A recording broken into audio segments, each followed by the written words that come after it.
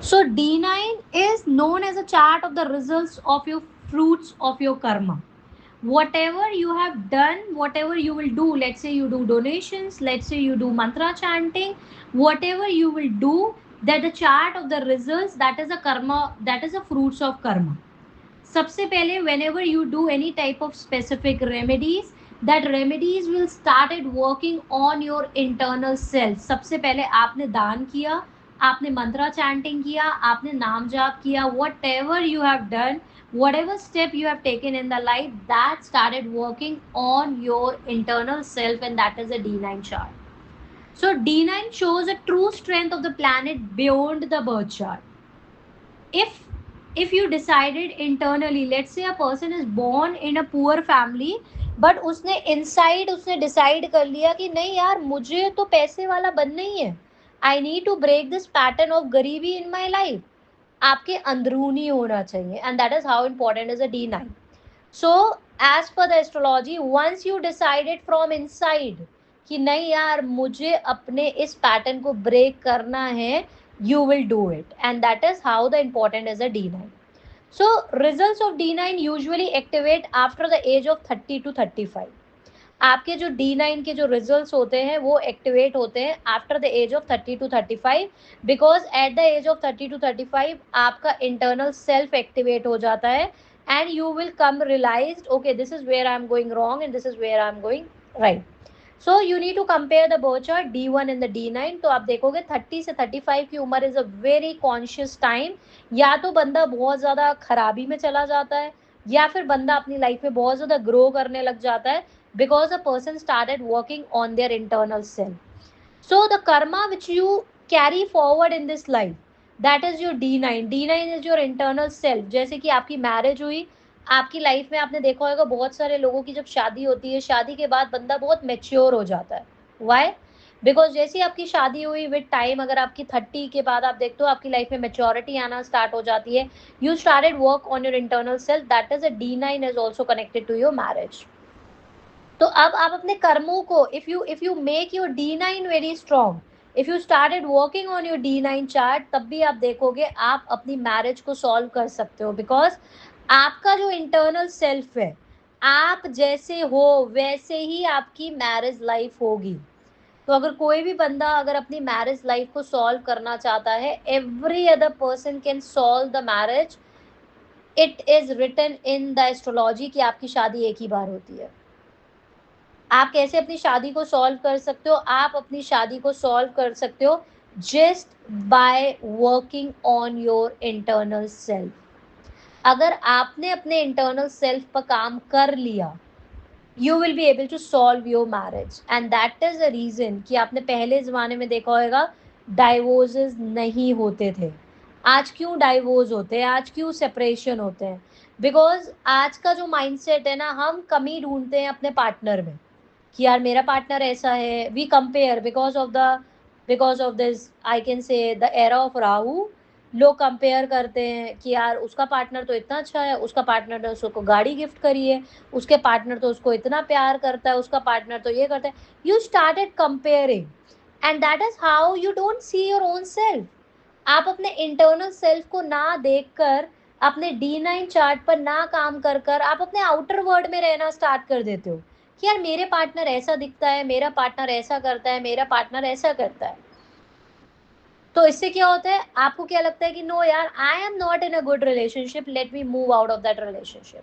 क्यों पहले की शादियां चल जाती थी, आज की शादियां नहीं चलती है? The major first reason is person doesn't work on the internal self. आप जिस वाइब्रेशंस पर वाइब्रेट करोगे, उसी वाइब्रेशन पर आप अपना पार्टनर अट्रैक्ट करोगे. अगर आपके अंदर एग्रेशन है, गुस्सा है, you will attract that partner. तो अगर आप अपने आप पर काम करोगे, if you are going to work on the D9 chart, so any case come to you जहां पर आपको दिख रहा है कि बंदे की मैरिज लाइफ में प्रॉब्लम है, आप मेक श्योर करो कि आप उसके D9 चार्ट पर काम करने के लिए हेल्प कर रहे हो. अगर आपने बीइंग एन एस्ट्रोलॉजर, आपने उसके D9 चार्ट को अगर आपने परफेक्ट कर दिया, आपने उसके D9 चार्ट की उसको remedies they the, and that person started working on the D9 chart, आप देखोगे with time within 45 days, within 30 days, that person will be going to see a lot of changes in their marriage life. Simple, your marriage life is totally your inner self. आप ये focus करोगे कि मैं अपने partner को change करूं, कोई भी किसी को चेंज नहीं कर सकता है. बीइंग एन एस्ट्रोलॉजर आप किसी को चेंज कर सकते हो, बिकॉज वो बंदा आपके पास आया है कि please help me to transform my life. Otherwise no person can change anyone. आप खुद ही अपनी लाइफ के क्रिएटर और डिस्ट्रॉयर हो. अगर आपने अपने आप पर काम कर लिया, you will be able to change your self. So that is your partner, your marriage is connected to your past life karmas. So if you pay off that past life karmas, आप देखोगे एक आपका time period होता है.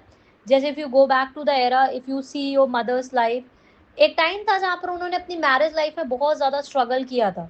दे have gone through lot of pain in the life, but the most important remedies past mothers जो हमारी मम्मियों ने की है या पास्ट में लोगों ने की है, इज अ सेक्रीफाइस. उन्होंने सेक्रीफाइस किया है. The maybe the major reason of sacrifice is their children. Maybe आजकल like people are promoting like being a single mother is very good, but actually it's difficult. Because पहले की mother में क्या था, sacrifice करते थे वो for 5 years, for 10 years. उनके उनके पार्टनर खराब होते थे, but they keep on sacrificing because the first reason is maybe और mothers are not financially independent. तो उन्होंने वो 10 साल सेक्रीफाइस किए. Maybe the major reason as per my understanding is their kids. उन्होंने सेक्रीफाइस किए, but आज आप देखोगे डाउन द लाइन उनकी 10-15 साल के बाद उनकी मैरिज लाइफ सॉल्व हो गई. Now they have a happy married life. Why? Because that mother has worked on the D9 chart. Because that mother has worked on the internal self. तो अगर कोई भी एज पर द शास्त्र आपकी शादी बस एक ही बार होती है, और अगर आपकी शादी 2, 3, 4, 5 जितनी बार भी हो रही है, उसका रीजन आप खुद हो. बिकॉज आपने अपने इंटरनल सेल्फ पर ना काम कर कर you jump into the second relationship. So anyone who is suffering in the relationship, it's a toxic relationship. Come out of that relationship. अगर आपको लगता है पूरा toxic relationship, आप उस relationship से बाहर आओ, but again don't jump into the next relationship. अगर आपका एक रिलेशनशिप फेलियर है और उसके बाद you jump into the second relationship without working on yourself, again the second relationship will be the failure. आपके सेम पैटर्न्स आपकी लाइफ में रिपीट होंगे. Only remedy to get the success in your life is the break the pattern. आपकी first marriage नहीं चली, for sure उस marriage में आपको बहुत सारी लर्निंग्स मिली होंगी, बहुत सारे आपको लेसन्स मिले होंगे. जो भी आपको लर्निंग्स मिली, जो भी आपको लेसन्स मिले, पहले आपको प्रॉमिस करना है that I'm not going to repeat this mistake again. Let's say in the past relationship, in the first relationship, you have taken an impulsive decision. आपने कोई impulsive decision लिया जिसकी वजह से आप अपने रिलेशनशिप में सफ़र किया, आपने अपनी पहली शादी में. अब आपकी पहली शादी में डाइवोर्स हो गया, सेकेंड रिलेशनशिप में आ पाए, again you jump into the relationship without working on yourself, for sure the second relationship will be the failure. क्यों? क्योंकि आपने अपने D9 पे काम करे बिना आप फिर से एक रिलेशनशिप में आ जाए. Only the solution to this is working on the internal self and take the lessons from the past learnings. अगर आपका कोई भी चीज़ में फेलियर्स आ रहा है, आप उससे learnings low, come out of that thing and then move into the new relationship. And if you help your client working on their D9 chart, आपकी शादी ठहर जाएगी. Just working on your inner self. So this is what exactly these divisional charts help you into.